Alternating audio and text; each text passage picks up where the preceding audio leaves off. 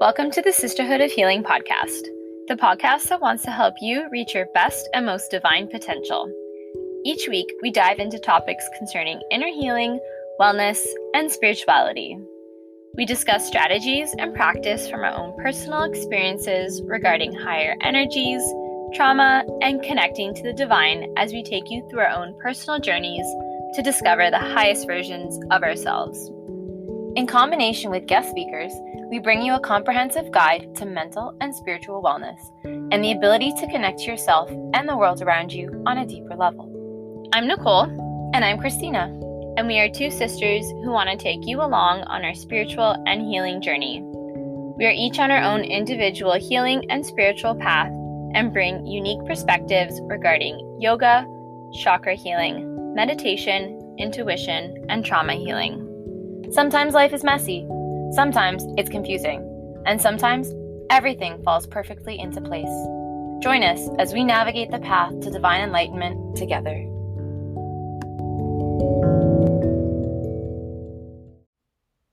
Today's episode comes with a trigger warning. We discuss suicide, miscarriage, grief, and breakdowns. Please decide if this episode is right for you. We're airing this week's episode on Wednesday rather than on Thursday because today, Wednesday, January 25th, is Bell Let's Talk Day. This is a day in Canada where we bring awareness to issues of mental health and mental wellness in order to break the stigma that surrounds this topic. Our guest today is Sara Foster, and she shares an incredibly powerful story about her own struggles and experiences with mental health and her journey to wellness. I think her story is going to resonate with a lot of people, and we deeply thank her for sharing it. So without any more introduction, we introduce Sara Foster. All right, hello sisters, brothers, and all non-binary listeners, and welcome to another episode of the Sisterhood of Healing podcast. Today we're here with Sara Foster, and Sara and I actually both went through the same self-love program, and we never actually met. We didn't go through the same time, but we're finally connecting, and I think it's going to be a beautiful conversation. It already has been so far. So welcome, Sara. Hi, welcome. Thank you so much for having me. I'm so happy that you're here. Well, let's get right into it. Let's get started. Can you introduce yourself, tell our listeners a little bit about you, what you do? Yeah, so my name is Sara. I am happily married with 3 fur babies, a dog, and 2 cats. I live in Pennsylvania in the USA, born and raised in Pennsylvania. By day, I am a nanny. That's my day job. I nanny a really adorable infant, but I am also, as Christina said, a certified self-love coach and a Holy Fire Reiki practitioner. Very cool. So our show today is all about mental wellness, and we're going to be talking about your journey a little bit. And this is all like kind of in honor of Bell Let's Talk Day. Can you tell us a little bit about your origin story? Like, you're a nanny by day and self-love coach by night, but like what kind of like brought all of this together? Like what's your origin story? What's your story? Well, when I was 14, I was diagnosed with anxiety and depression. I spent many years, I probably say a solid like a decade, going through ups and downs and cycles, feeling like everything's fine and then going to like the darkest of the places. I've had just so many trials and errors with meds, years of therapy. I was just like, basically surviving. And it got to a point where I was just, trying so hard to like find what would bring me joy. And I was just, going through what I like thought life should be like. And I had just finished college. I was, teaching. I was an early childhood teacher. and I was thinking that teaching was the career I wanted. And and it turned out later on that it wasn't. But in the midst of teaching and just trying to basically be an adult and build my life, um, I was, I got engaged, and it was wonderful and it was beautiful. And at the time, I was a substitute teacher. And if I don't know how teachers are paid, and subs are paid in Canada, but in the USA, they are paid very little. So my thought process was like, okay, um, if I am going to plan a wedding, we're going to need more income. So the funny thing is, I actually became a Mary Kay consultant. If anyone knows of Mary Kay or any of those types of networking businesses, I was using their products, and I was like, you know what, let's make some extra money here. So that's what I did. And the thing about Mary Kay is they were really big on personal development. And it wasn't always just like, how do we make a sale and everything. It was, how do you tap into yourself to build your confidence, just to make you like feel like you love you, to show others. Like, you have to like love on yourself to love others. And that's when it actually like really clicked, and it really started, because I wasn't doing too much of that prior. Especially when with teaching is a very like it's very stressful. It can be so rewarding, but you're always having something to do. There's always something on that to-do list, right? So I really, really fell in love with the fact of investing in myself, because I noticed that my confidence was getting higher after decades. I mean, well, decade, not decades, decade of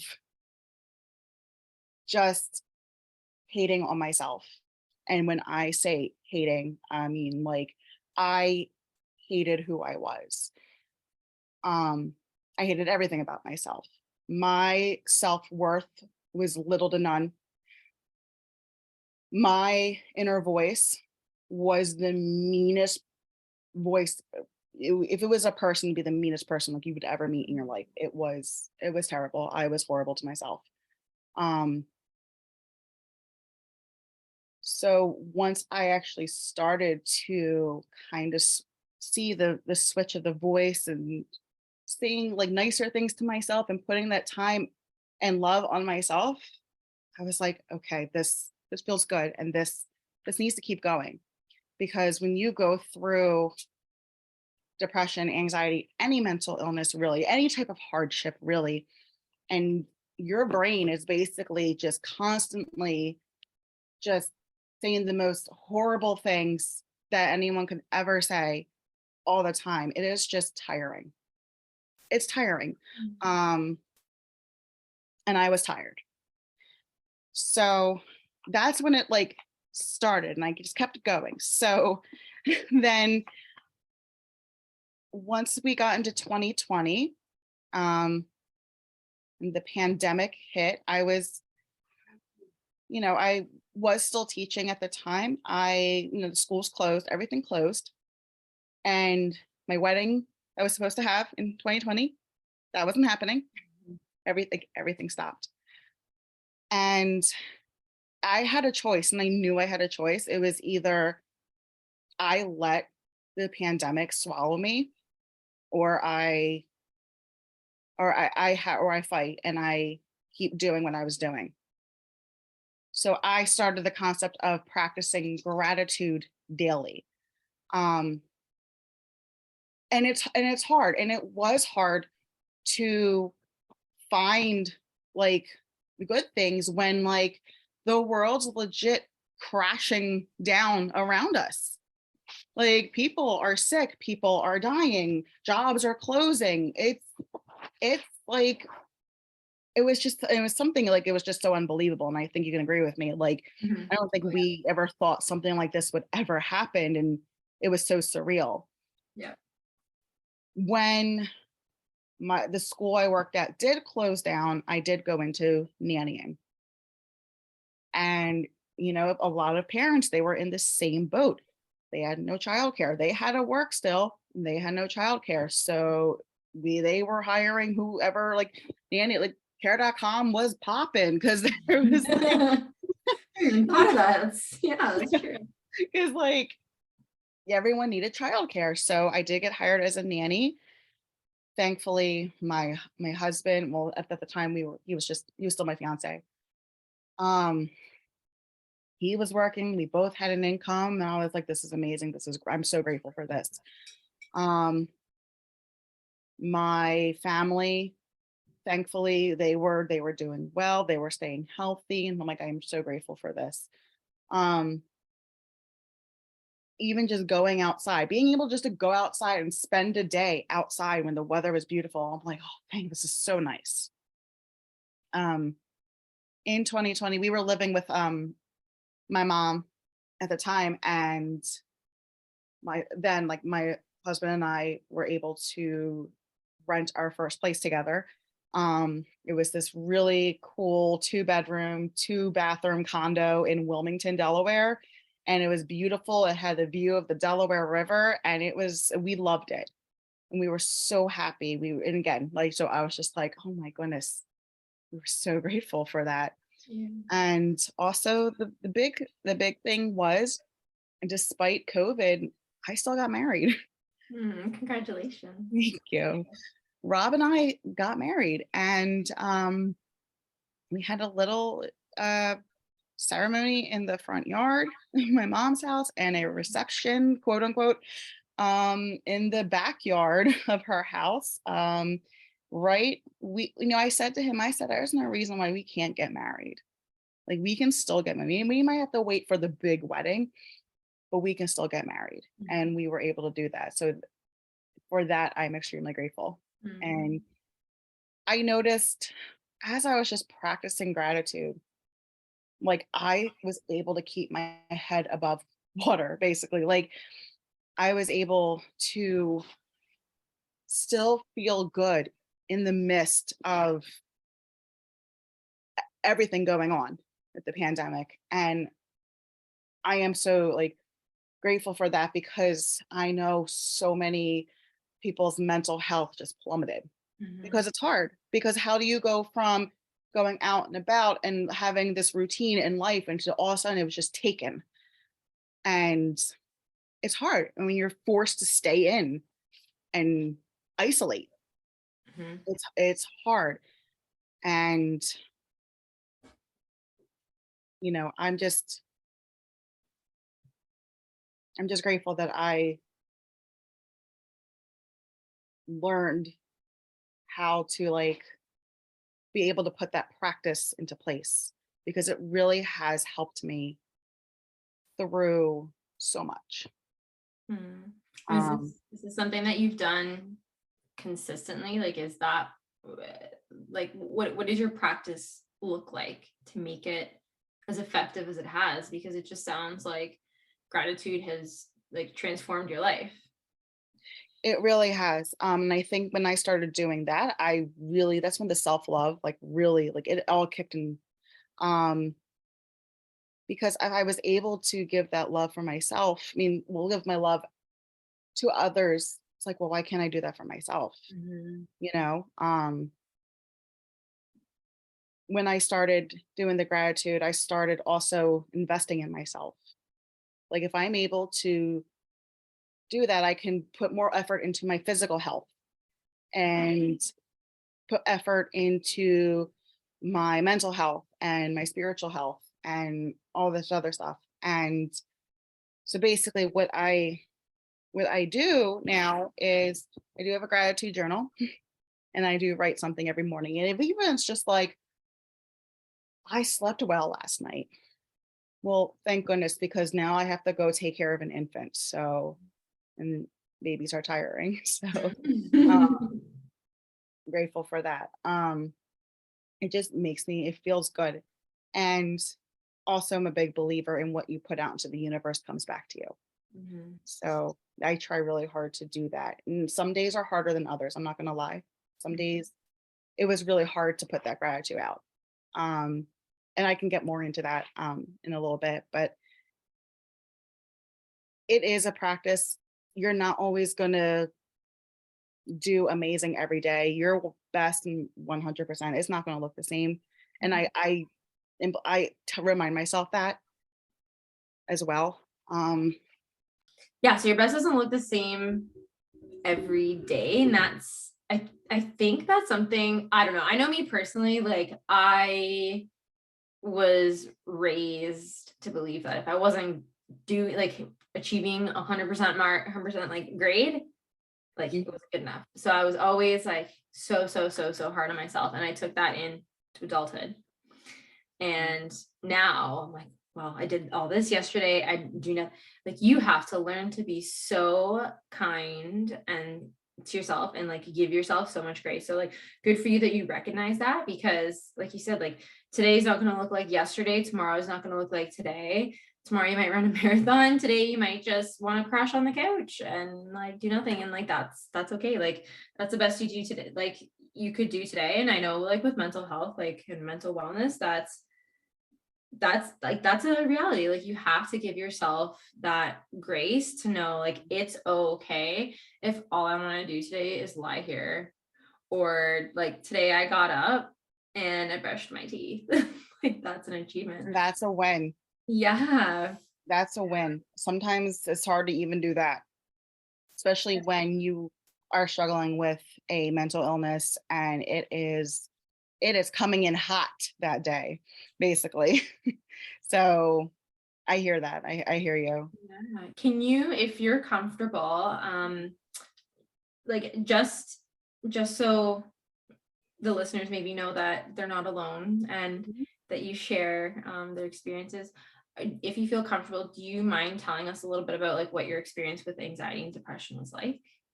Oh, absolutely. I am an open book and I will be happy to share that because I feel like though we've made strides in ending the stigma of mental health, um, it's still being stigmatized.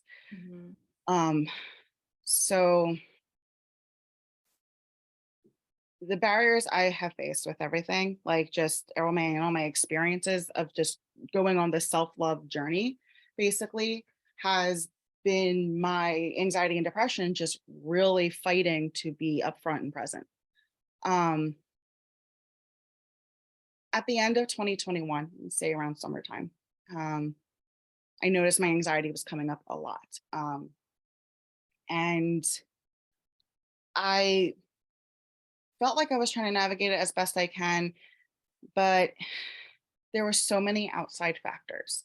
Mhm. Um, for one, that beautiful condo that we were renting, we had to leave because of finances. The financial struggle was, it was pretty bad and it took a toll. On top of that, um, my grandmother, who I call my mom, um, she was diagnosed with dementia in 2014, and unfortunately, she was now hitting a rapid decline. Um, so at the end of 2021, not only did we leave our condo and we moved back into my mom's house, um, but she was rapidly declining and she did pass away on December 29th in 2021. So I basically was entering 2022 with grief. And grief is very tricky because if you think you're doing okay, and then all of a sudden you're not. And grief fuels the anxiety and grief fuels the depression. So I was just letting myself go through it. And I was trying to pick myself back up, get back into the habits that I was doing because And I think a lot of people could relate to this when you are in a depressive episode or an anxiety episode. Everything I feel like around you just stops. Like that's what happened to me. Like everything just stopped. I was doing so good. I was on a roll. I was consistent, and then it just stopped. And then the negative self-talk kind of plays back in, like, well, how, and I was at this point in the course, I was still in the course and of the self-love course. And I'm like, how are you going to be a self-love coach? You can't even take care of yourself. It was just that negative, like, bam, bam, like it just made everything worse on top of that. And as I am trying to pull myself up, I had this experience in February of 2022, and I actually really haven't shared this openly with a lot of people, and I'm going to do it now. If I get emotional, I'm going to apologize now because it is something that really had really took effect on me. And this is going to be a long, complicated story, by the way. That's So okay. Valentine's Day weekend. I guess you all can figure what Rob and I did Valentine's Day weekend. So we're just going to leave it at that. But that morning, I realized I forgot to take my birth control pill. So the next day, we went ahead and I grabbed the morning after pill just to be on the safe side, because at this time we are not ready for kids. This is now, we fast forward to Monday, which was actually on Valentine's Day, and we're sitting, we're having dinner together, and we kind of get into this conversation, and we made this decision. We were like, maybe we should be childless. Like we should just have a childless marriage. Like, at that point, my anxiety was still kind of going up and down, and I created the belief that I wouldn't be a good parent because I have anxiety and I have depression, and I wouldn't be able to be like this effective parent. I would just pass this on, and all this other shit that like I convinced myself was true. We made that decision Monday. Literally the next morning, Tuesday, I woke up and I felt so run down and tired.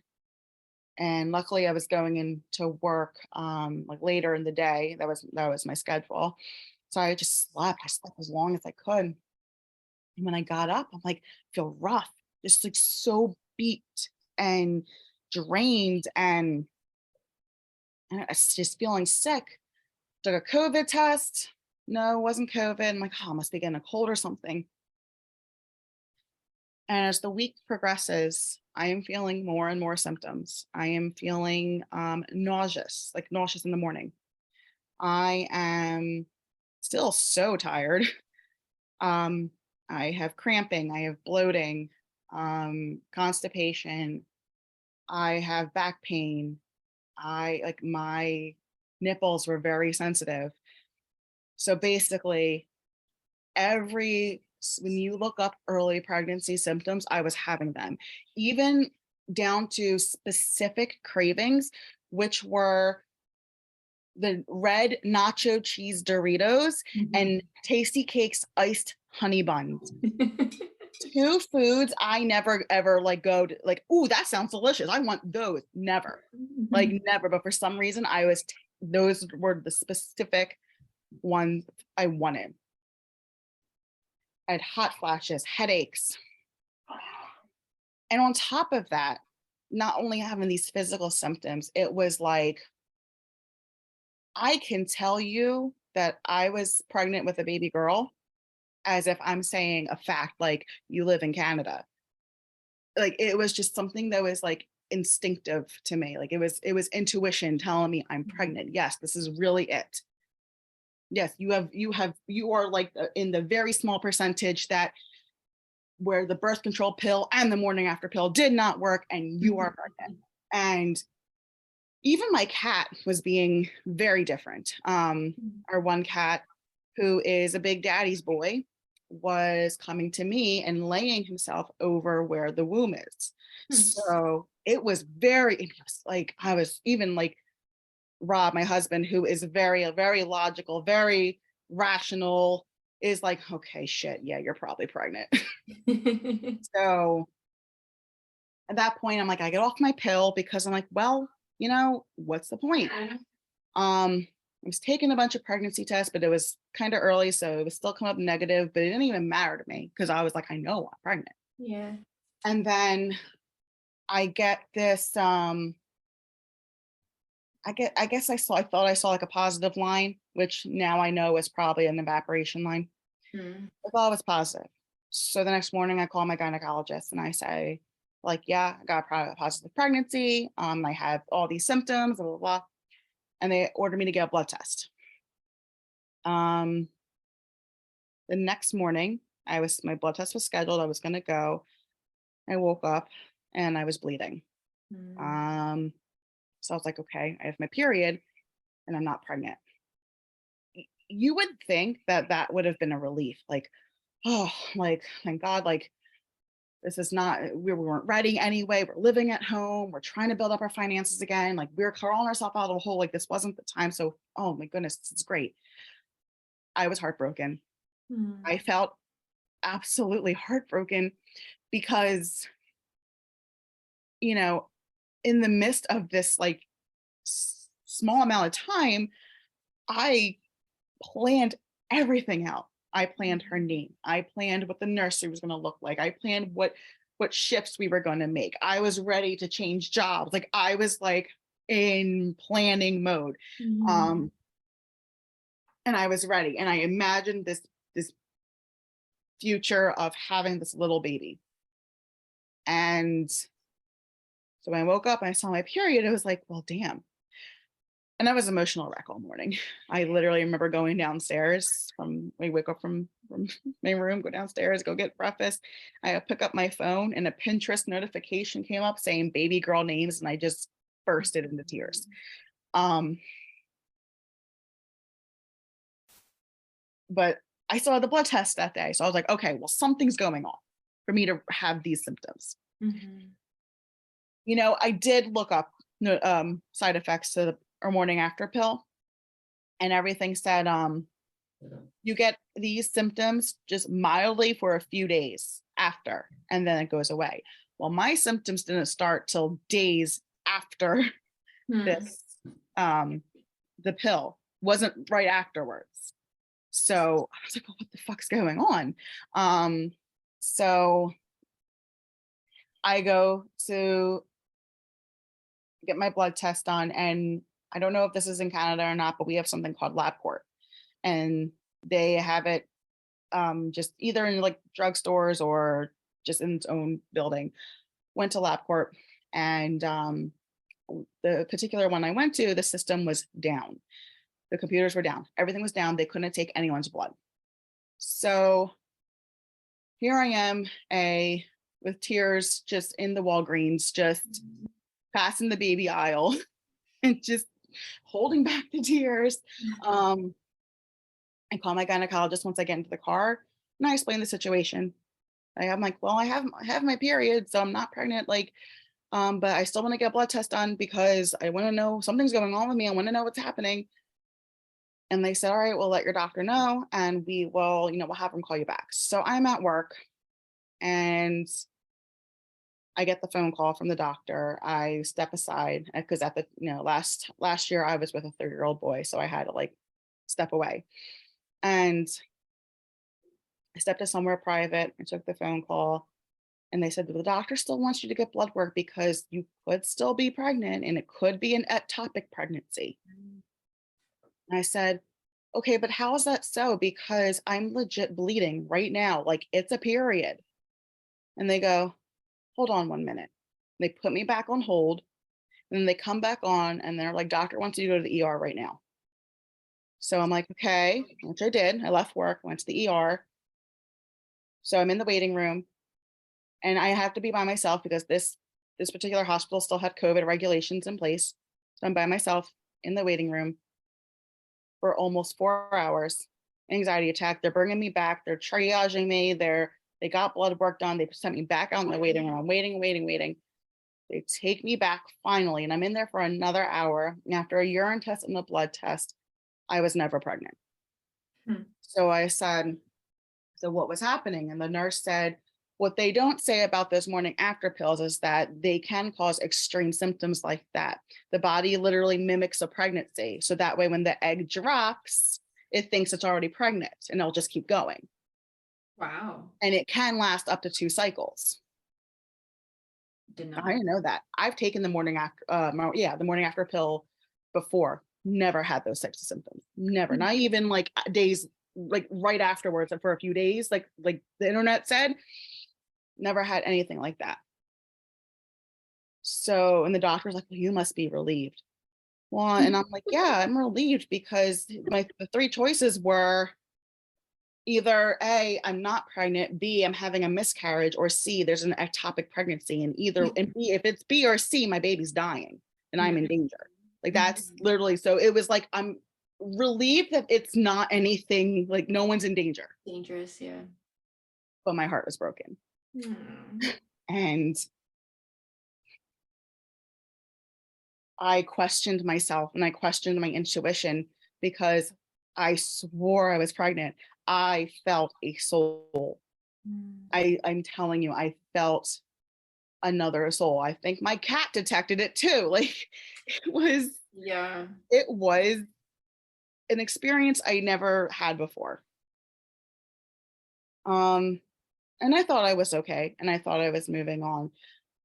You know, for a while I was like a little sad, but I was shaming myself because I was saying to myself, I shouldn't be sad because there are women who are having miscarriages and there are women who are trying to get pregnant and they can't, and you didn't even want a kid on Monday, the day before. So like, why are you sad? Don't be sad. Like there's no reason. So I was feeling really like these hard, heavy feelings and then shaming myself because I didn't think I deserved to feel grief for the situation because there was never a physical being. And I thought I was okay until a month later when Rob and I were in Target and we passed the baby aisle and my body just like started shaking and I felt my heart racing and I was going into like an anxiety attack and I was holding back the tears and I was getting hot. Like I was like panicking and almost like the grief was just coming back up again. And I talked to a few other self-love coaches about it because it was weeks and weeks later and I was still grieving. I was still sad. I was still crying and I didn't think I had any reason to be. And I was assured that what I went through was really real and it's okay that I feel the way I feel. And on a spiritual sense, maybe there was a baby girl soul coming to me because Rob and I were ready to like not have children at all at one point. And she's like, no, wait, I'm here. So that was how I took it. And then I went to move on and I was doing okay. I was exercising and I was eating healthy. I was getting myself back on track. Things were going good. I was building up my website and content and stuff like that. And then somewhere in May, it all changed. And I think it was after Mother's Day that I started going downhill again. And it didn't, I practice all these, healthy habits that every medical professional, psychiatrist, therapist, or any professional coach would say practice to keep your well-being, like to keep yourself going. I was journaling, I was meditating, I was exercising, I was eating, I had a good like nutrition going. I was taking my medications. I was, I was talking to other coaches and doing like I did a couple hypnotherapy sessions. Like I was doing the work and I just felt myself getting worse and worse and worse. And by June, beginning of June, I came to this like thought. I want to say realization, but it really wasn't. It was what I thought was a realization, I should say, that no matter what I do, the depression is always going to be there, and it's always going to win, and I'm not going to be able to live a normal life. And this is what my life is going to be. And I am going to be a burden on everyone else because of this depression and this anxiety. And so since this is the way it's going to be, and that's no way to live, I should just kill myself. I remember laying in bed and telling Rob, I'm not going to survive, and I'm not going to survive this.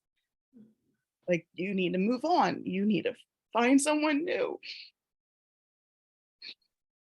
I'm so sorry.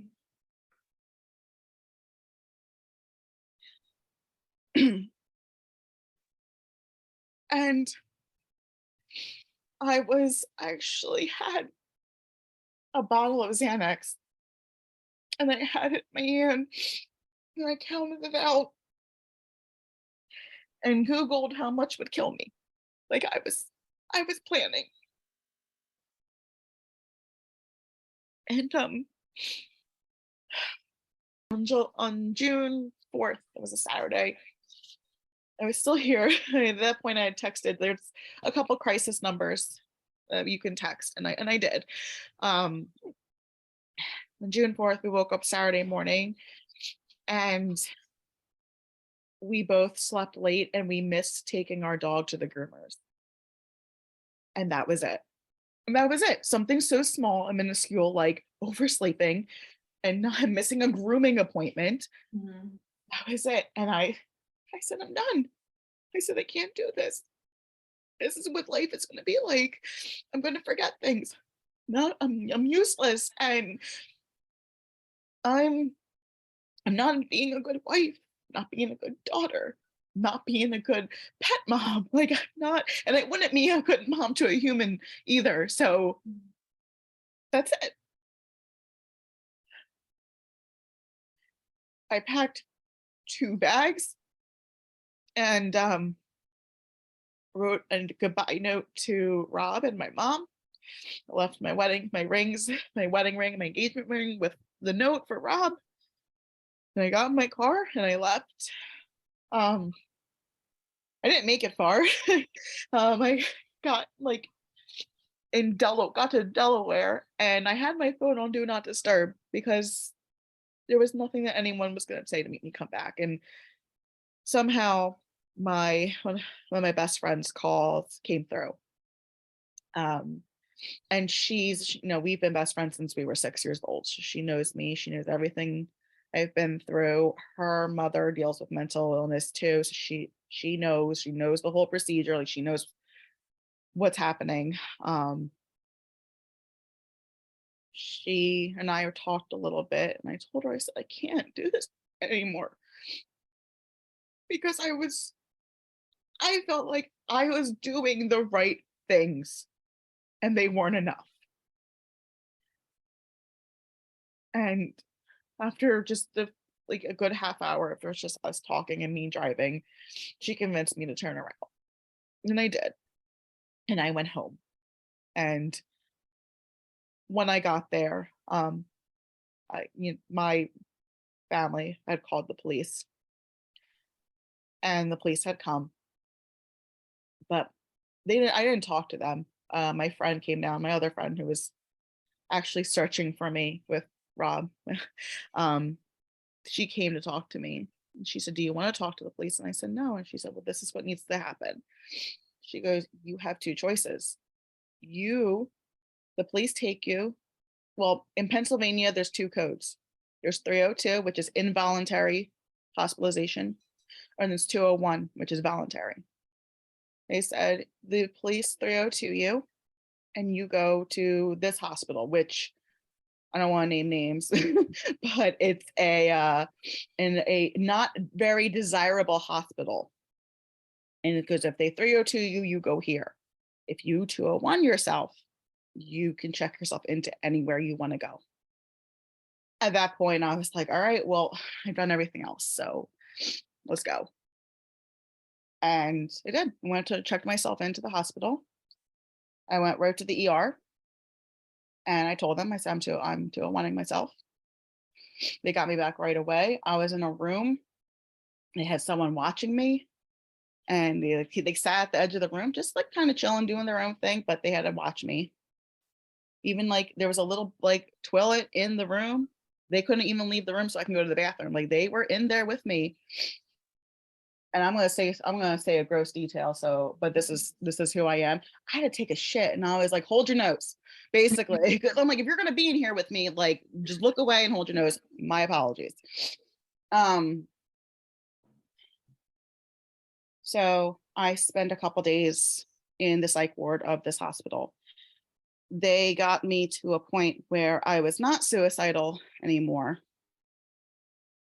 but I still was kind of going through these med changes and everything. And you know what? Out of all this story I'm telling, you know what I didn't even mention? In the midst of all this, I was finally planning that big wedding. Right? Like I was like, you know, I really always forget this detail too. I was planning this. This is how much the depression took over. I was planning my big wedding, and it was at the end of June. And if this happened at the beginning of June, this is what depression does. This is what depression and anxiety does. This is what it wants to do to you. It's that gives it right there is a prime example of what depression is. I came out of the hospital, I was kind of going up and down. They put me on a medication that made me manic. It was not good. And then I came down off of it and I was okay. Had my wedding. It was beautiful. I wore a beautiful dress. Mm-hmm. I took beautiful pictures. It was great. And after the wedding, I spent 2 months in intensive outpatient therapy. It was therapy about 2 hours a day, 4 days a week. I had to leave my job because it was just too much. It was too much to do the therapy and then go to work and act like I'm okay after having like a breakdown like in the couple hours earlier during therapy. And it was a group therapy session because it's just this big big group, like a couple people.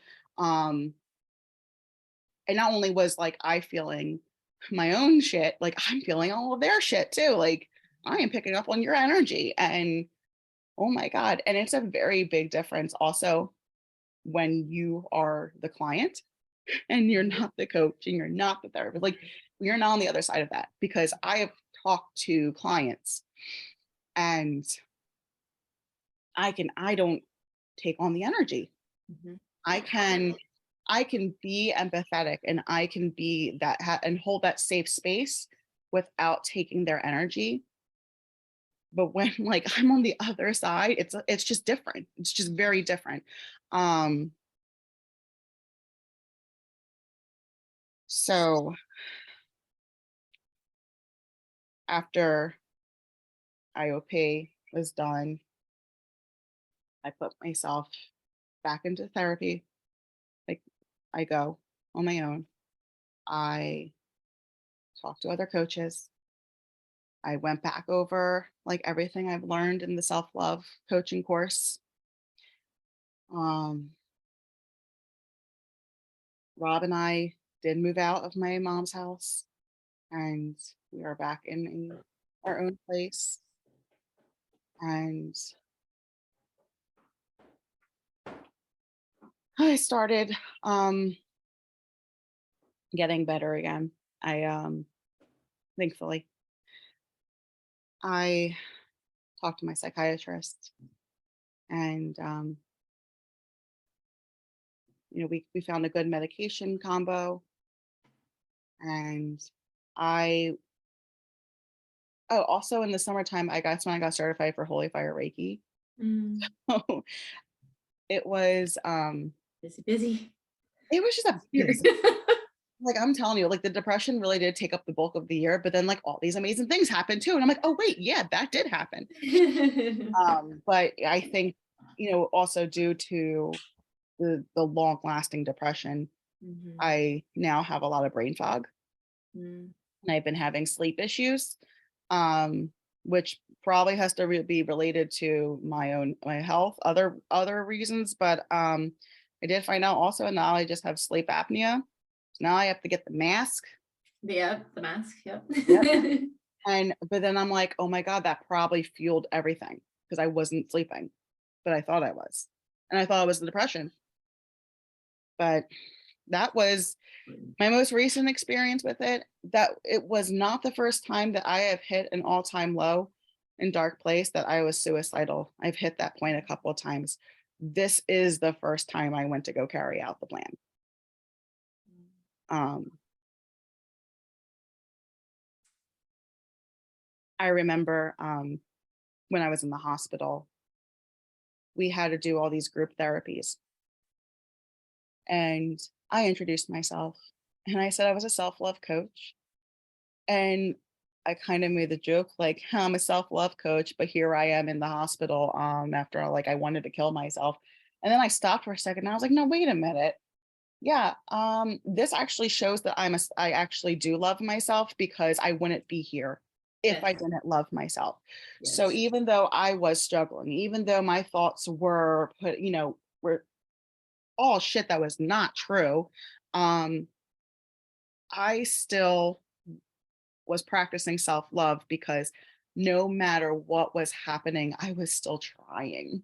I was Mhm, still trying to just get to this good place that I know was going to be there at some point, mhm. but it's hard. It's hard. Sometimes those thoughts seem really real and they're not. And it's like a very big reminder that thoughts are just thoughts.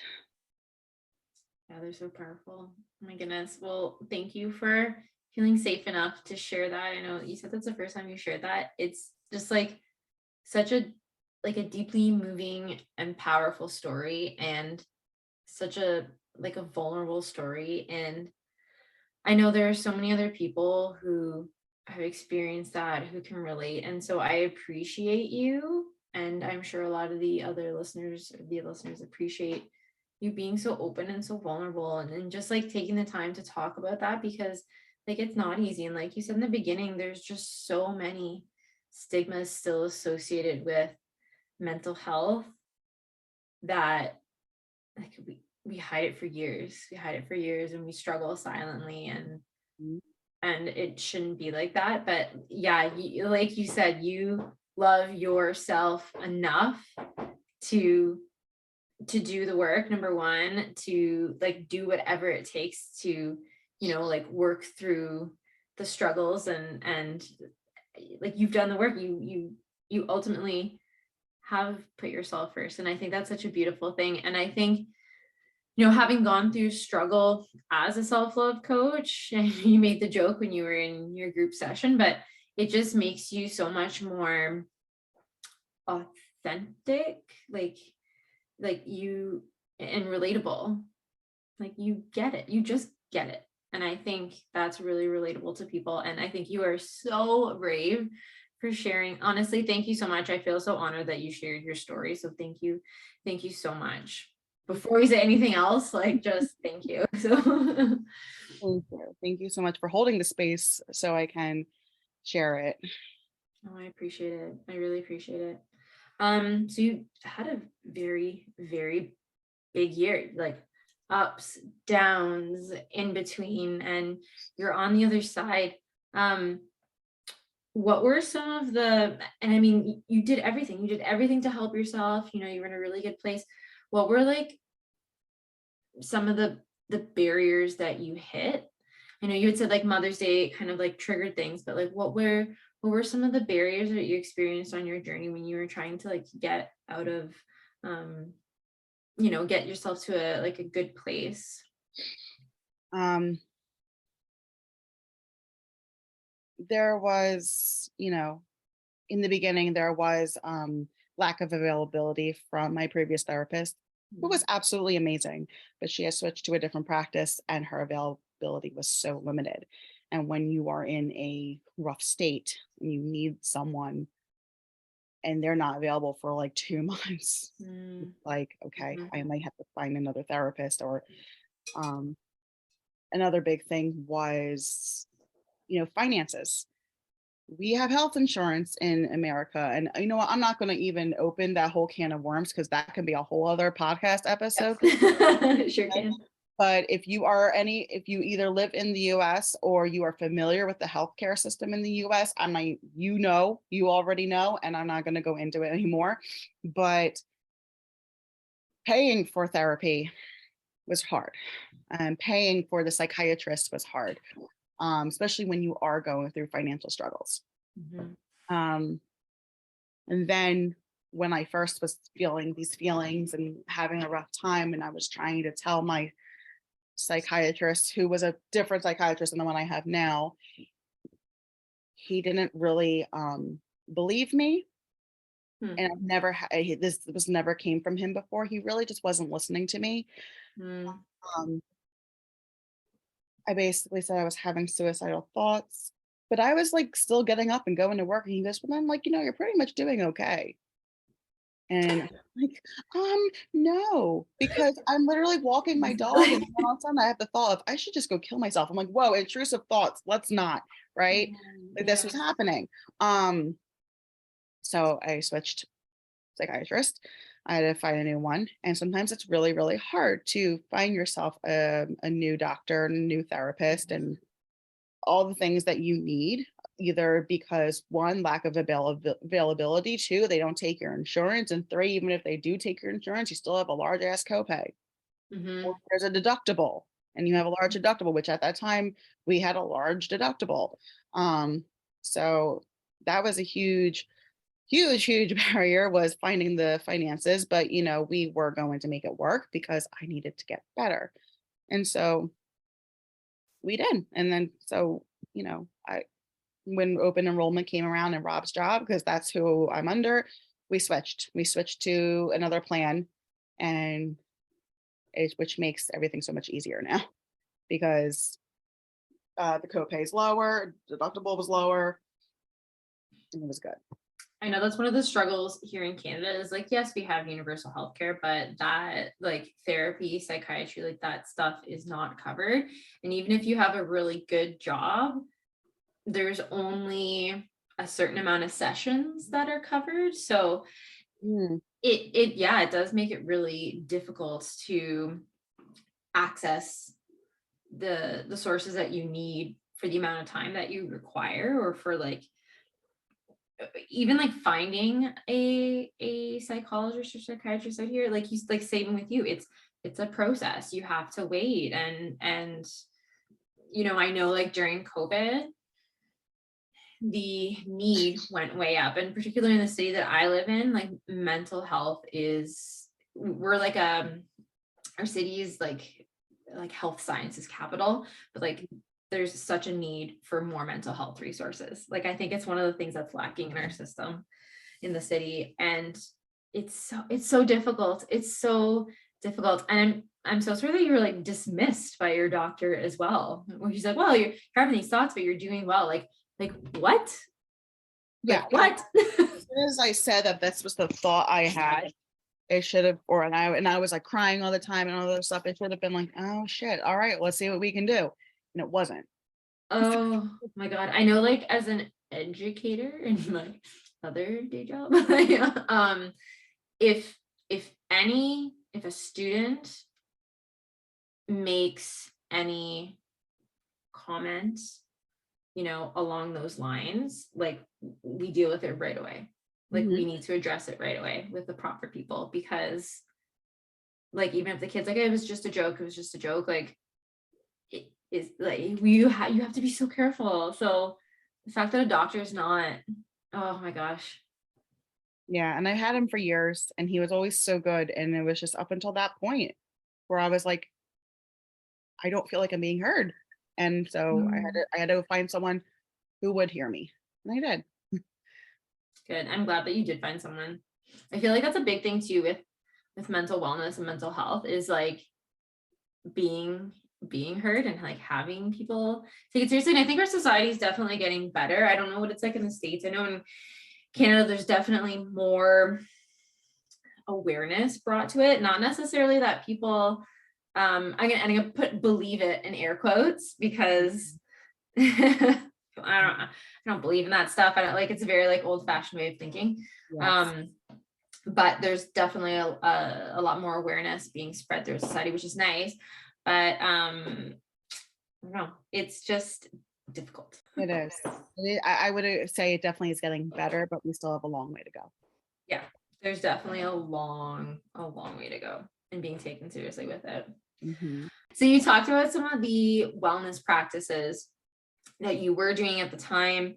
You say that now you practice gratitude. What were some of the wellness practices that you find? And I mean, from what you've said, you seem to be consistent in everything.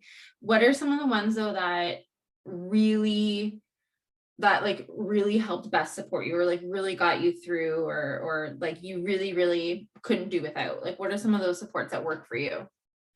Some of the practices. Movement will be one of them.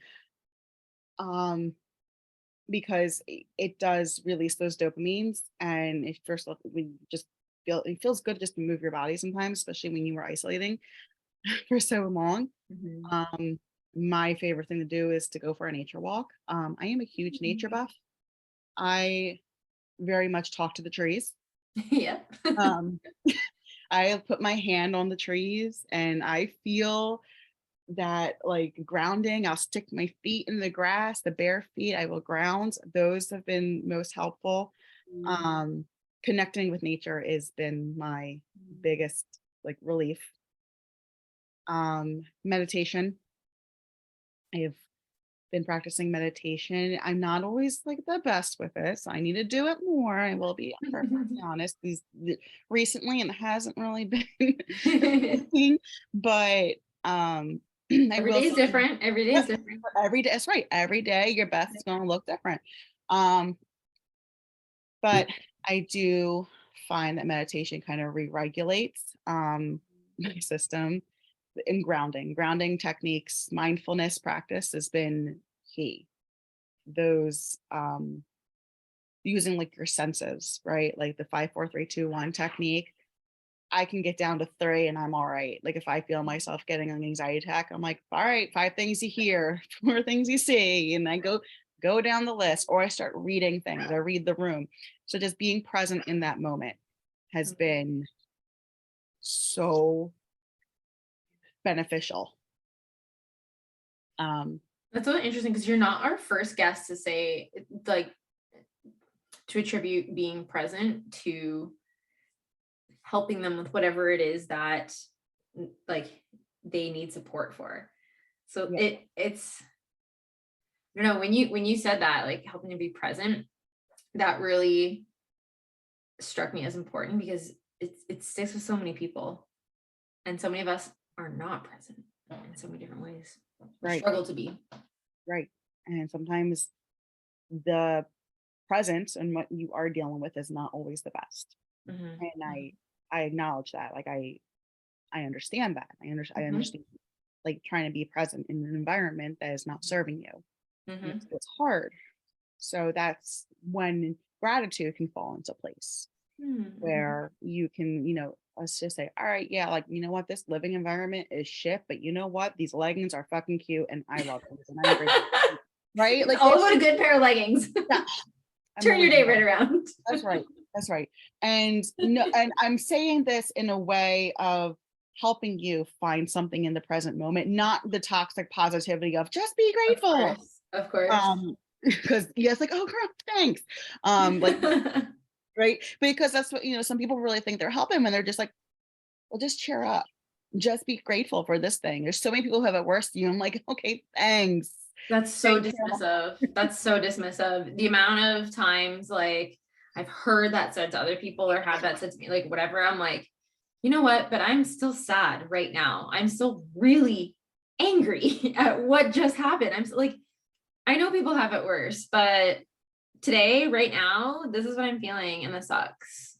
And to be seen and to be heard is so important. Yes, absolutely. And actually, you just like led me into something else I was going to say. Something I really felt like I finally, it was like the aha moment was self-compassion. Yes.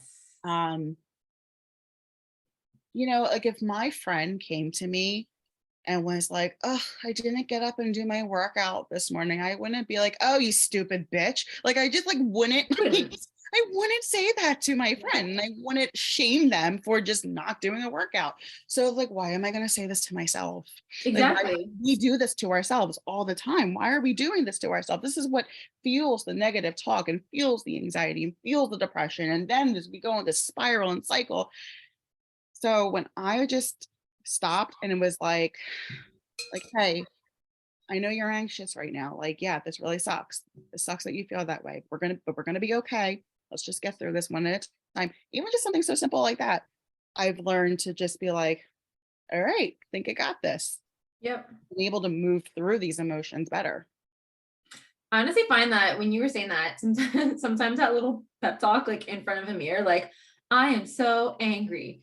This isn't fair. Or when this person did this, like, I like literally talk it out with myself in front of the mirror, and then like, just like let it all out and be ugly and be whiny and be whatever. Cause I'm like, one, if I share this with someone else, I'm going to sound batshit crazy. And two, or like, it's hard when you're experiencing really heavy emotions. Sometimes it's hard for people to hold space, or people aren't able to hold space, or like don't know how to hold space or whatever. So sometimes you do have to do that for yourself, and you really do feel better after you have that little, I don't know, sometimes I call it a pity party. I'm like, all right, I'm just going to have this pity party, and then I'm going to talk it out, and then I'm going to move on with my day. And I think it's so necessary, because that way you're not going through the rest of your day grumpy or sad or projecting, which is just a big thing. Like, how many times like your coworkers show up to work and you're like, whoa, like, why are you so angry today? What happened?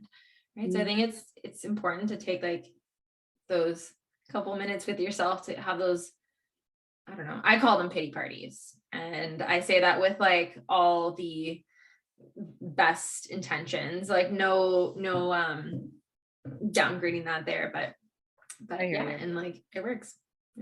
Yeah, I think whatever you need to do in that moment to acknowledge those feelings, because they're coming up for a reason. They're your feelings. Like, we can't help the feelings that come up. We can't help the thoughts that come to our head. And I started doing this, especially after where I've had moments where I have projected my anger and my anxiety on others. Yeah, and that's not fair. That's not fair to them. And then I feel like shit because I was so mean to somebody. Yeah. I was like, wait a second, no, like this, I'm not that person. Yeah.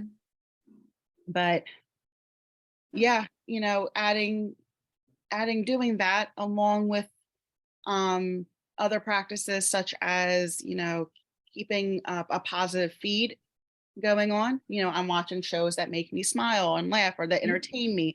I'm reading books that are like, around personal development, or I'm listening to podcasts like yours that are inspiring, and taking off the negative social media and keeping the positive, practicing manifestation and affirmations, and journaling. Journaling is I know you've talked about on your show, such a good tool. Love it. Such a good tool to either process what's going on, or you can do like a, what's the word? Not theme, like a prompt. Oh, yes. Yeah. You can do like a prompt. It really, you can do some shadow work, or, I've also, when we talked about this in our course, intuitively eating, and just actually enjoying food for what the food is doing, and not, oh, this is bad food, just putting, now I'm not like, popping Reese's every single meal, but, that would be okay. that wouldn't be, that would be fine, but my cholesterol might be something different, but cholesterol might not be happy with you, but but I'm happy. Yeah. I always say I follow the 80-20, like I get in all my nutrition food that's good for my body and it's good for fueling me. And then the 20% is like, all right, let me get in these wings right now because Yeah, these are delicious. you have to. Yeah. I mean, you have to do what makes you happy and without, feeling like there's consequences. Mhm. Because there isn't. I mean, you can enjoy an Oreo or two. 100% you can. Like just do it. Like you can show yourself that love and compassion for and by through having an Oreo instead of making yourself feel guilty and Mhm. horrible and fueling those negative thoughts and starting the cycle of spiraling down. Yeah, and a lot of time, and I mean, it's so much easier to say than it actually does. Like, it's in practice, it takes work and it takes practice, right? But Mhm. but just to change simple thoughts like that, where you pick up an Oreo, and rather than saying like I shouldn't eat this Oreo, it's bad, and like guilt tripping yourself, just say like, you know what, this one Oreo is gonna make me happy. This one Right. Oreo is delicious. Like just changing your thoughts in simple ways like that, and then they just multiply. It multiplies, and it begins, like, you begin applying it to different aspects of your life, and you don't notice you're doing it, but you start to do it. True. Very true. It's a ripple effect. Yeah. Have you heard of, I just heard this the other day on social media, like the lucky girl syndrome? Yes. Have Yes, you I heard did. that? I saw it on TikTok and then I had a friend actually was like, "Hey, have you heard this on this trend on TikTok?" And I'm like, "Yes, I have." And I've Yeah. been doing it. Yes. I've been doing it and it, I think this is again, this can be a whole other podcast episode of just like talking about manifestation and stuff like that. But when you are talking, and if remember what I said earlier in the show of when I was practicing gratitude because not only was it helping me find the beauty and find the good in everything that was crashing and burning, Mhm. but what you put out into the universe, it's going to bounce back. um I like to use the analogy of that, remember that old, like when you're fighting with someone and you're just like, I'm rubber and you're glue and every Yeah. single thing Yeah. bounces back. Well, think of us as the glue and the universe is the rubber, and whatever we're saying, it's bouncing off the universe and it's coming back. I love that So analogy. if I'm putting out like, yeah, like, I mean, things are so good and even like, I know, and sometimes it's hard. I'm gonna like my fault. My brain's now going in two different directions. So let me try to like No, it's okay. so let me just say one thought at a time. But I try to put out like, you know what, that gratitude and that like things are good and we're doing fine and I'm not being in denial about it. Or if something's Mhm. kind of shitty going on, I'll just say, hey, right now, this moment and this particular thing is shitty, but it doesn't mean I have a bad life. Yeah. Um, and yes, so then I was gonna say, it's hard. It's hard and it is a practice, Mm. especially when your brain's pretty much wired to think negatively. And or if it is unlearning and learning new tools. And it can be done. And Mhm. it doesn't have to go from like 0 to 80 in like instantly. I don't, because I think like, for example, like affirmations, like if you had told yourself for years that if you have been saying I'm ugly for years, and then you go in the mirror one day and you go, I'm beautiful, you're not going to believe it. It's not going to be true and you're not going to feel good. So No. you just have to kind of baby step your way in and like maybe say something neutral like, I have a nose. Mhm. That's my I use the nose for smelling things. But that's like a fact. It's not, there's no like emotion attached to it either way. Like it's just true. My nose is here on my face. People have a nose like this and we use it to smell. And slowly you can build it up and add more, a little more positive, sprinkle a little positivity on it. That's a great tip, actually, especially if you're trying to like rewire your thought process from always thinking negative things about yourself or about your life or about your situation. It might be a difficult transition to go from negative to positive, but if you can go from negative to facts. So then your brain's like, fact, not negative, fact, and then make the hop, skip, and jump over to positive. That's such a great transition. Like, that's such a great tip. Thank you. You're welcome. I can't take all the credit for that tip. I did hear that from Carla Lowenthal. I don't know if you ever heard of her. I hope I said her name right. She's a coach. I think she has her own podcast. It's called Unfuck Your Brain. I might have listened to that. Yeah, it's a really good, and that was one of her tips. And it really does work. And that's something I have taken and not only used for myself, but will be using with my clients, because with anxiety, with depression, as I was mentioning earlier, your brain literally is thinking the worst of the worst. It's making you feel like the worst of the worst. So it's a practice, and it's progress. Practice makes progress. Mm-hmm. Yeah. And for like people listening who might not have ever had, mental wellness, or might not be aware, or whatever issues, I'd say like to always be kind to people who are going through these struggles. As you were talking about, how you always think negative things, and it's a process. And I can think of a handful of people who the sky is always falling. And in my head, I'm like, that doesn't seem like, logically, I'm like, that doesn't seem like that big a deal, but I know that person is struggling with X, Y, and Z. And so I know to them that is a really, really big deal. And I think that oftentimes people are so dismissive because they're like, that's not a big deal. Why are you worried about that? But they don't understand how, like, in that individual's head, it is a really big deal. Like, it is a big struggle. It is something that it just seems so insurmountable. And so I think when approaching anybody, because you don't know what someone is going through, just like be kind and have a little compassion. Absolutely.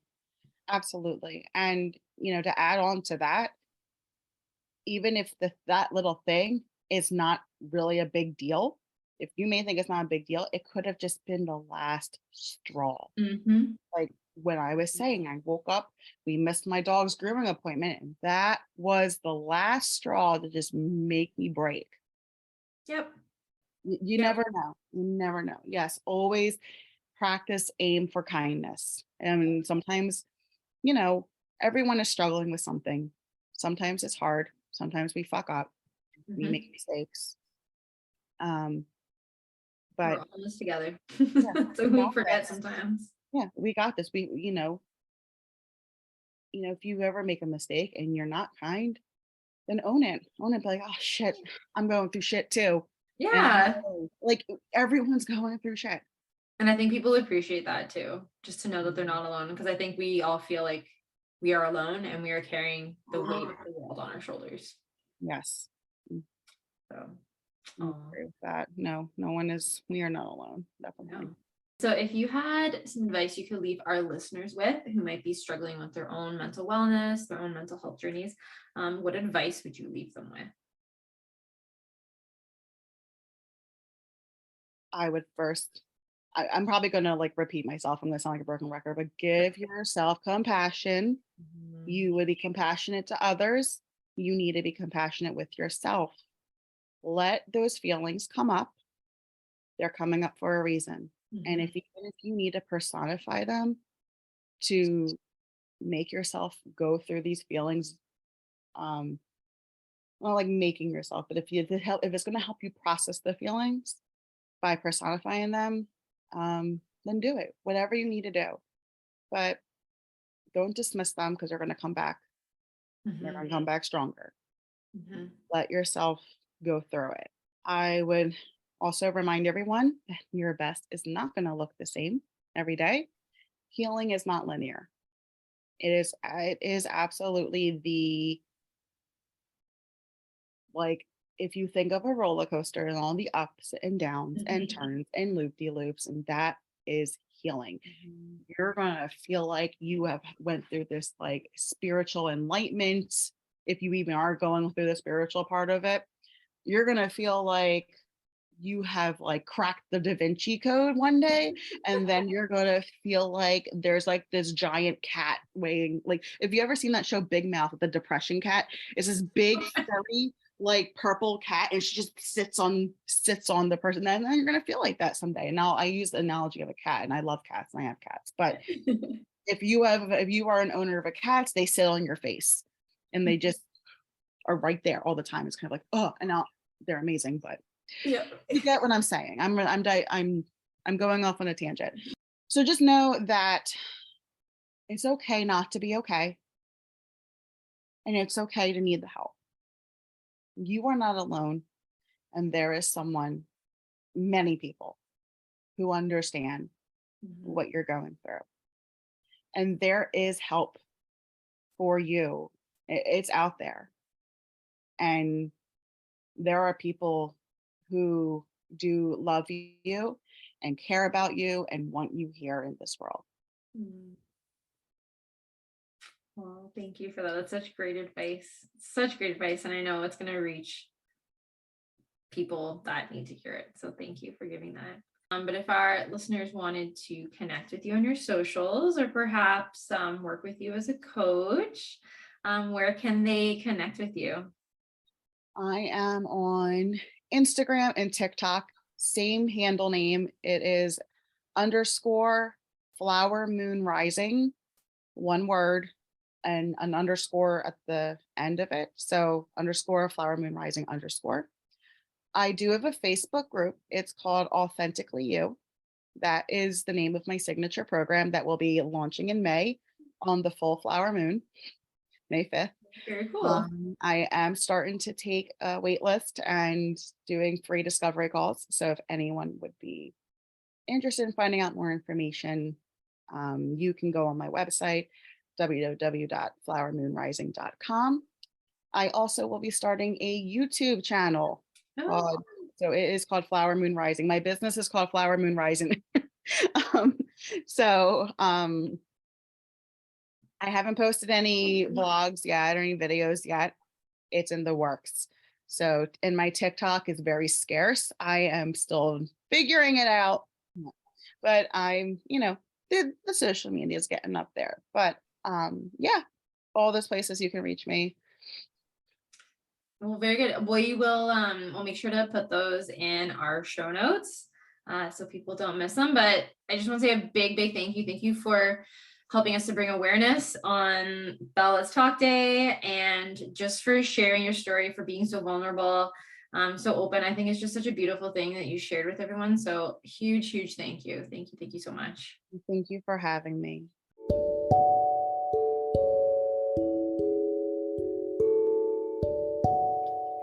That's it for our show today. Thanks for joining. Remember, you can always reach out to us on our socials, on Instagram at sisterhood_of_healing, or on TikTok at Sisterhood of Healing. We love to hear from you, so please reach out to us at any time. Thank you for journeying with us today. We'll see you next time.